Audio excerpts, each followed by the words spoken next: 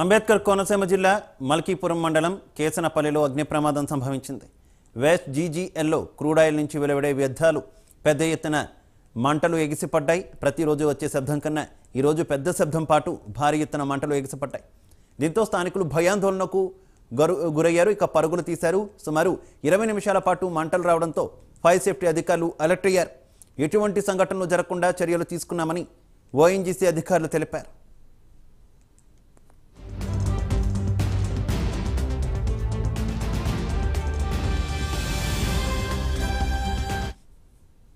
ఇక అగ్ని ప్రమాదానికి సంబంధించి మరింత సమాచారం మా కరెస్పాండెంట్ వర్మ అందిస్తారు. వర్మ,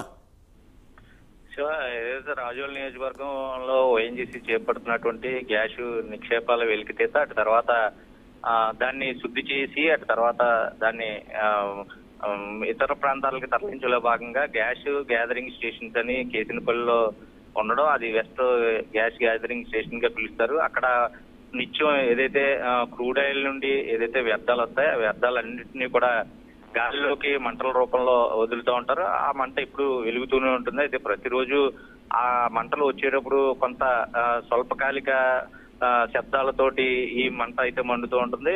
అటువంటి శబ్దాలు కూడా వినపడుతూ ఉంటాయి. సమీపంలో అతి కొద్ది శబ్దాలతో వినపడే ఒక్కసారిగా ఈ రోజు మాత్రం భారీ శబ్దాలతో భారీ ఎత్తున మంటలు కూడా ఒక్కసారిగా ఎగసిపడడంతో ఆ చుట్టుపక్కల కేసినపల్లి గ్రామస్తులందరూ కూడా తొలుత దగ్గర నుండి చూసిన తర్వాత భయాందోళనతో ఇంటి నుండి పరుగులు కూడా తీశారు. సుమారు అరగంట పాటు ఈ మంటలు ఎగిసిపడటంతో అక్కడ ఉన్నటువంటి స్థానికులు ఓఎన్జీసీ అధికారులకి ఫైర్ సేఫ్టీ అధికారులకి విషయం తెలియపరచడం, అటు తర్వాత వాళ్ళందరూ కూడా అప్రమత్తమైన పరిస్థితులు. అయితే ఏ విధమైనటువంటి ప్రమాదం ప్రస్తుతం చోటు చేసుకోవడానికి ఇటువంటి చర్యలు గతంలో కూడా అంటే నెలకి 2 సార్లు అలాగే లేదంటే అప్పుడప్పుడు 2 నెలలకు ఒకసారైనా సరే కనీసం ఎక్కువ వ్యర్థాలు ఒక్కసారిగా ఈ మంటకి గురి చేసినప్పుడు భారీ శబ్దాలు రావడం సహజం.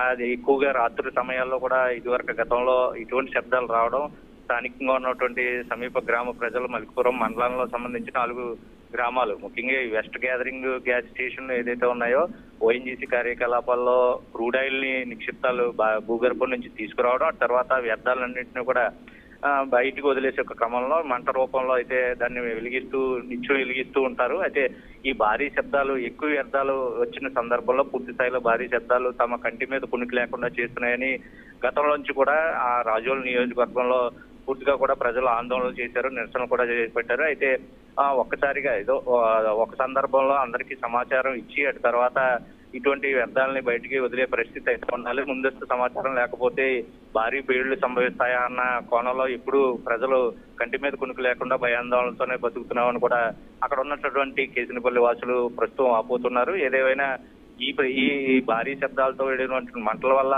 ఎటువంటి ప్రమాదం చోటు చేసుకోవడానికి విషయం తెలియక ప్రజలు మాత్రం కొంత భయాందోళనకు గురయ్యారు. ఇటువంటి వ్యర్థాలు వెలిగించేటప్పుడు తొలుతగా సమీప ప్రజలకి ముందుగా సమాచారం చేరవేయాలని కూడా వాళ్ళు కోరుతూ ఉన్నారు. ఎప్పుడు ఏ నిమిషంలో జరుగుతుందో ఎక్కడ బ్లోఅవుట్ వస్తుందో అని బిక్కుబిక్కుమంటూ గడిచిన 30 సంవత్సరాల నుంచి కూడా ఇక్కడ ప్రజలు బతుకుతున్న పరిస్థితుల్లో చాలా ప్రమాదాలు కూడా చోటు చేసుకున్నాయి. అయితే ఇటువంటివి పునరావృతం కాకుండా అయితే అధికారులు అప్రమత్తం అవ్వాలి, చర్యలు చేపట్టాలి. ఇటువంటి ఘటనలు జరిగే ముందస్తుగా సమాచారం ఇస్తే మేము అంత ఆందోళన చెందాల్సిన పరిస్థితి ఉన్నదని అక్కడ కేసినపల్లి వాసులు అయితే చెప్తున్నారు. ఏదేమైనా ఓఎన్జీసీ అధికారులు అప్రమత్తం అయ్యారు, ఎటువంటి ప్రమాదం చోటు చేసుకోలేదు.